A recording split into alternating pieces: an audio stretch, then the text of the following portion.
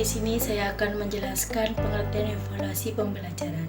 Evaluasi pembelajaran adalah suatu proses sistematis untuk mengumpulkan atau menganalisis dan menafsirkan data yang terkait efektivitas pembelajaran dan juga hasil yang ingin dicapai peserta didik.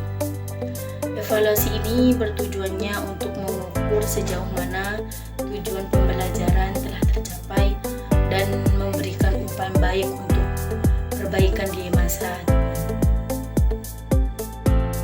Selanjutnya, ruang lingkup evaluasi pembelajaran. Di sini ada beberapa macam-macam ruang lingkup evaluasi. Yang pertama yaitu evaluasi input atau yang disebut masukan. Di sini yaitu menilai kualitas atau kecukupan sumber daya seperti guru, peserta didik, fasilitas, dan kurikulum yang digunakan dalam proses pembelajaran.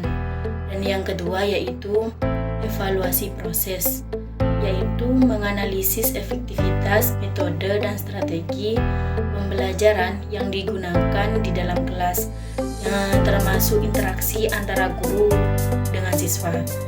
Dan yang selanjutnya yaitu evaluasi output, yaitu keluaran, di mana evaluasi output di sini menilai hasil belajar peserta didik seperti presentasi, akademik, ataupun keterampilan yang mereka capai setelah mengikuti pembelajaran. Dan selanjutnya yaitu evaluasi dampak. Evaluasi dampak itu melihat dampak jangka panjang dari pembelajaran terhadap perubahan sikap, perilaku, dan kemampuan peserta didik. Dan selanjutnya prinsip-prinsip evaluasi pembelajaran. Di sini juga ada beberapa prinsip-prinsip evaluasi pembelajaran. Yang pertama yaitu validitas. Validitas di sini yaitu instrumen evaluasi yang harus dapat mengukur tujuan yang hendak ingin dicapai dalam pembelajaran. Dan selanjutnya yaitu reabilitas. Reabilitas itu hasil evaluasi harus konsisten dan dapat diulang dengan hasil yang sama dalam situasi yang serupa. Dan selanjutnya yaitu objektivitas. Objektivitas di sini yaitu suatu evaluasi yang harus dilakukan secara adil, tanpa dipengaruhi oleh beasiswa ataupun preferensi pribadi.